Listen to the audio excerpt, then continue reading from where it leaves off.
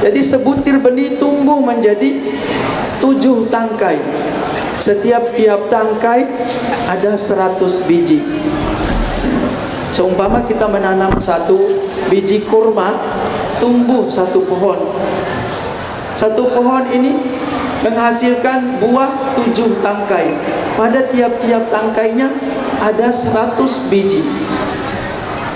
Tentunya ini adalah kelipatan yang sangat banyak sekali dari kebaikan-kebaikan yang kita sebarkan, apalagi ini di bulan suci Ramadan. Ambatat sab'a sanabila fi kulli sumbulatin mi'atu habba. Di ujung ayat Allah menyampaikan wallahu yudha'ifu liman yasha' wallahu wasi'un alim. Allah melipat gandakan pahala kebaikan yang kita keluarkan dari harta kita. Wallahu wasi'un alim. Allah maha luas karunia-Nya, lagi maha mengetahui. Bapak Ibu hadirin yang dimuliakan Allah Subhanahu wa taala, satu kisah menceritakan ada seorang yang sangat taat beribadah. Hari-harinya dia lalui dengan ibadah di mihrabnya, di tempat ibadahnya. Kurang lebih dia beribadah selama 70 tahun. Dia berada di tempat itu. Ibaratnya mungkin seperti musala kecil yang dia bangun. Dia tidak keluar dari tempat itu kecuali keperluan-keperluan tertentu untuk keluar dari tempatnya. Keperluan yang mendesak sehingga dia keluar dari tempatnya. Ibadah terus. Kerjanya setiap hari selama 70 tahun dia beribadah. Namun apa yang terjadi? Datanglah godaan syaitan. Ya. Syaitan menggoda, menghantarkan seorang perempuan yang cantik kepada seorang yang rajin beribadah tersebut. Seorang yang sudah hari-harinya tidak pernah kenal dunia yang di luarnya, tiba-tiba melihat seorang perempuan yang cantik, maka tergoda oleh perempuan itu. Akhirnya dia melakukan suatu kemaksiatan. Dia melakukan selama 7 hari 7 malam dia melakukan kemaksiatan, dosa besar, sehingga muncul di dalam dirinya kesadaran bahwasanya dia sudah tergoda oleh nafsu dan syaitaniah yang ada di dalam dirinya. Maka dia bertaubat kepada Allah, mengharapkan ampunan kepada Allah Subhanahu wa taala, di mana ibadahnya selama 70 tahun dihanguskan oleh kemaksiatannya hanya 7 hari.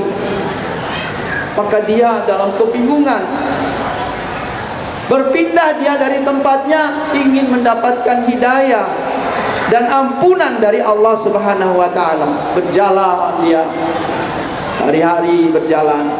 Kemudian dalam kelelahan dia mampir di sebuah gubuk atau di sebuah tempat yang dimana tempat itu dihuni oleh 12 orang fakir, orang miskin, orang yang istilahnya orang yang tidak punya penghasilan, hidupnya hanya dari kasih sayang orang, pemberian orang.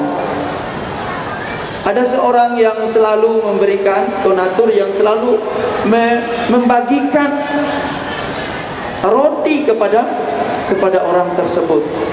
Ini ceritanya apa? Gara-gara sepotong roti dia masuk surga.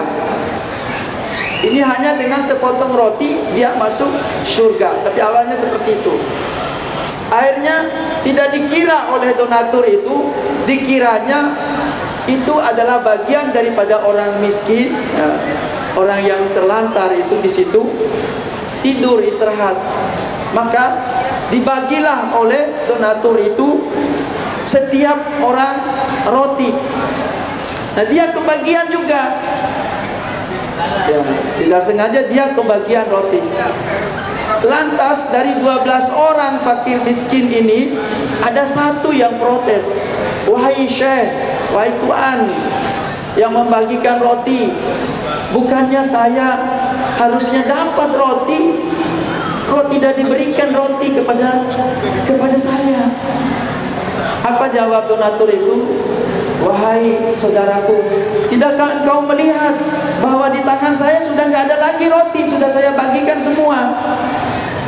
Kebagian untukmu tidak ada lagi. Akhirnya apa? Terdengar oleh orang yang mampir di gubuk tersebut, bukan dari bagian mereka orang yang kelelahan dalam pertaubatan. Maka apa? Sepeninggal donatur tersebut, dia memberikan dengan keikhlasan bagiannya dia. Wahai saudaraku, ambillah bagian ini untukmu.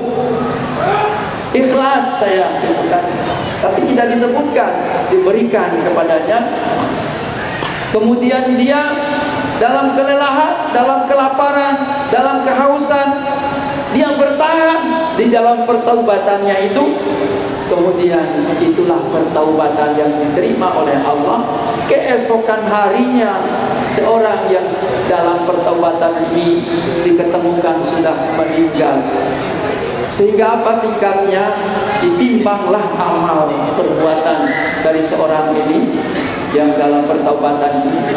Ditimbang, dia bermaksiat 77 hari, ditimbang dengan ibadahnya 70 tahun.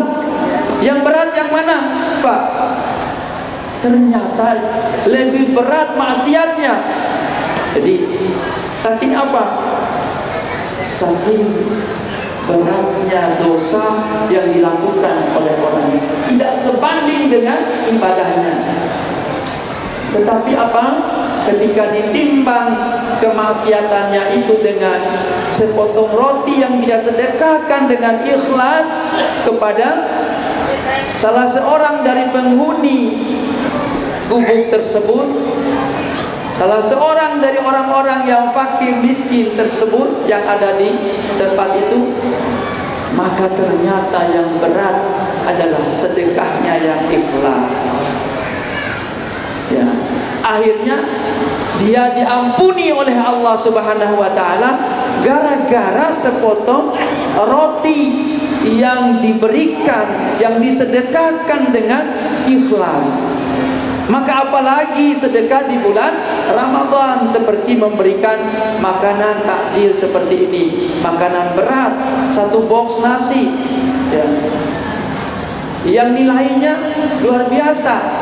Penghargaan daripada donatur untuk kita semua, dan kita harapkan kita membacakan doa untuknya supaya dia mendapatkan ampunan dari Allah, mendapatkan keberkahan hidupnya, mendapatkan kebaikan, rahmat dan keberkahan dari Allah Subhanahu wa taala.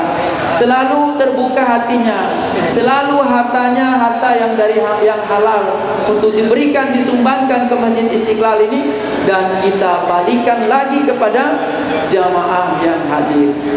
Dan inilah keberkahan. Kita baca suratul Fatihah.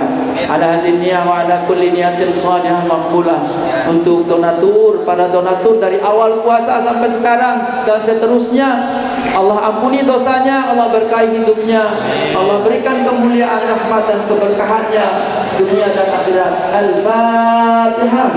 A'udzubillahi minasyaitonir rajim. Bismillahirrahmanirrahim. Alhamdulillahirabbil alamin. Arrahmanir rahim. Maliki yaumiddin. Iyyaka na'budu wa iyyaka nasta'in. Ihdinas siratal mustaqim. Siratal ladzina an'amta 'alaihim ghairil maghdubi 'alaihim waladdallin. Bapak Ibu hadirin, maka jangan kita sepelekan sedekah kita kepada orang lain. Walaupun 1 biji kurma kita mampu, walaupun sepotong roti, kebersamaan kita di dalam kehidupan ini adalah suatu keberkahan. Ya, afdalus sadaqati sadaqatun fi Ramadan. Seutama-utamanya sedekah itu adalah sedekah di bulan Ramadan. Ramadan tinggal beberapa hari lagi gitu kan. Sudah melewati pertengahan. Ya, sekarang sudah ke-16. Ya. Artinya apa? Masih ada waktu buat kita. Kalau kita punya kelebihan, kita bersedekah. Jangan tunggu banyak, sedikit. Kita nggak bisa sedekah harta, sedekah dengan senyum. Nggak bisa senyum kita, sedekah dengan tertib, teratur tanpa diatur. Selalu saya sampaikan di Istiqlal ini, supaya apa? Kebersamaan kita dalam ibadah akan memberikan suatu makna yang tersendiri bagi dunia, bukan dari Siti aja, tapi bagi dunia yang melihat. Ini Mas Ari yang syuting ini, dunia yang melihat tuh Bapak Ibu, di share-nya ke YouTube, dilihatnya, oh jamaah Istiqlal rapi ya, tertib ya, tidak langsung dapat box langsung pergi ya, enggak, tertib, mendengarkan, sama-sama berzikir. Ini ada kebersamaan dalam ibadah. Kenapa saya kencang begini? Saya kencang ini semangat untuk melayani jamaah. Jamaah itu adalah tuan yang mulia di masjid ini. Masjid ini adalah rumah Allah. Ya. Ya, mohon tidak bertepuk tangan yang di sana, sama-sama kita beribadah. Ya, di masjid ini adalah rumah Allah. Apa yang dikasih oleh Allah kepada kita? Siang nih. Kalau Bapak Ibu bertamu ke rumah saya mungkin, nah, ini umpama. Nah, yang saya kasih, yang saya berikan, mungkin kue-kue yang terbaik di tempat saya. Mungkin makanan-makanan yang spesial di rumah saya. Mungkin minuman-minuman yang dingin, yang istimewa. Kopi maupun teh atau apa gitu kan. Tapi kita bertamu di rumah Allah, apa yang dijamu oleh Allah kepada kita? Ya, Allah memberikan kasih sayang kepada kita. Kita bertamu di Masjid Istiqlal, Allah memberikan ampunan. Begitu kita langkah kaki, ya, Allah maghfirli dzunubi waftah li abwaab rahmatik. Ya Allah, ampunilah dosaku, bukalah pintu rahmatmu untukku. Ya kan? Kita doa masuk masjid, kita doa semua tadi masuk masjid, supaya kita apa? Diampuni oleh Allah segala dosa dan kesalahan, diberikan rahmat oleh Allah Subhanahu wa taala. Itu yang disuguhkan oleh Allah Subhanahu wa taala kepada hambanya yang bertamu di rumahnya. Ini sebentar lagi kita berdoa. Mari kita manfaatkan untuk senantiasa kita ikat diri kita ini dengan selalu berzikir kepada Allah. Doa-doa indah kita semoga Allah terima.